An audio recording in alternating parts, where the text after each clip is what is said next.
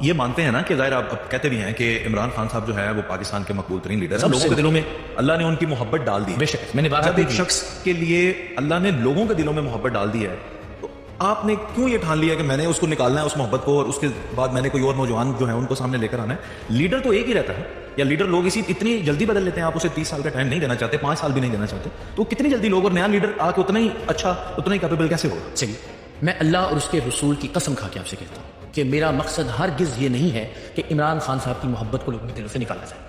میں سمجھتا ہوں انہوں نے بہت شاندار کارنامے سے انجام دیے ہیں. میں سمجھتا ہوں ہرگز یہ نہیں ہو سکتا کہ ایک آدمی جس نے پاکستان کو کرکٹ ورلڈ کپ جتوانے سے لے کر نمل جیسا، شوکت خانم جیسا شاندار ادارہ دیا، سیاست میں بھی بہت سارے نئے ٹرینڈ سیٹ کیے، میں آ کر یہ سوچوں اور یہ گستاخی اور جرت کروں کہ ان کی محبت لوگوں کے دل سے کم ہو، بالکل ہرگز نہیں. میں بارہا یہ عرض کر رہا ہوں کہ ان کی محبت کو دل میں رکھتے ہوئے مستقبل کی تو کوئی تیاری کیجیے. مثلا آپ اور میں، ہم سب قائد اعظم سے محبت کرتے ہیں جی، لیکن چونکہ وہ ایک شخصیت تھے اور ہم نے اپنی ساری امیدوں کا محور اور مرکز ان کی ذات کو مان لیا تھا اور انہوں نے بہت کچھ ڈلیور بھی کیا، لیکن جب وہ اس دنیا سے تشریف لے گئے تو چونکہ ہم نے ان کے ہوتے ہوئے کوئی پیرالل سسٹم یا نظام وضع نہیں کیا تھا، ہم آج تک ان کا جانا بھگت رہے ہیں. وہ تشریف لے گئے، ہم ایسا کولیپس ہوئے کہ آج تک ٹھیک نہیں ہو سکے اور اپنے پیروں پر کھڑا نہیں ہو سکے. اسی طرح میں کہتا ہوں کہ عمران خان صاحب بھی ایک شخصیت ہے. آپ ان سے محبت کرتے ہیں، انہیں شخصیت تسلیم کرتے ہیں، قائد اعظم جیسی یا قائد اعظم کے بعد دوسری بڑی شخصیت، ان کے ہوتے ہوتے کوئی سسٹم بنا لیجیے.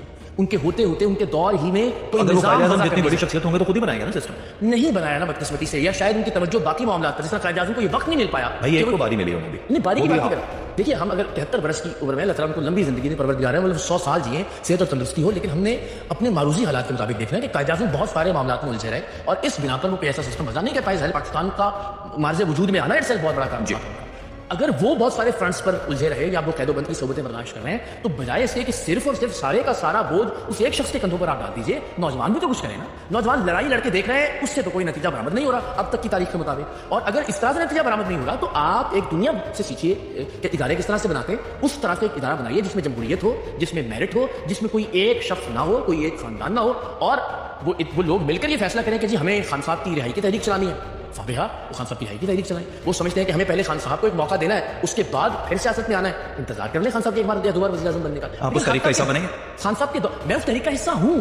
میں نے بارہا کہا کہ عمران خان صاحب ایک سیاسی قیدی ہیں. میں بارہا کہتا ہوں کہ ان پر سزائیں ہیں، جو قید ہے وہ اس بنا پر نہیں ہے کہ انہوں نے کوئی جرم کیا ہے یا نہیں کیا، وہ اس بنا پر ہے کہ طاقتور طبقہ یا اسٹیبلشمنٹ جسے آپ لوگ کہتے ہیں وہ ان سے ناراض ہے. اور میں یہ سمجھتا ہوں کہ چاہے نواز شریف کے دور میں یہ کام ہوا، ان کے خلاف یہ کام ہوا، چاہے آج عمران خان کے خلاف ہو رہا ہے، ہمیں سب کو اصول کی بنیاد پر ان سیاستدانوں کے ساتھ کھڑے ہونا چاہیے. میں بارہا، میری ٹویٹس موجود ہیں، میری ویڈیوز موجود ہیں کہ عمران خان صاحب کی رہائی ہونی چاہیے. میں نے حال میں بھی کہا کہ میں ان کے لیے تحریک چلانے کے لیے میری جو حیثیت جو بھی اوقات ہے کیا فرق پڑے گا اس سے شاید، لیکن میں آواز بلند کرنے کے لیے تیار ہوں. اور میں سمجھتا ہوں کہ وہ ناحق قید ہیں، اس وقت سیاسی قید ہیں.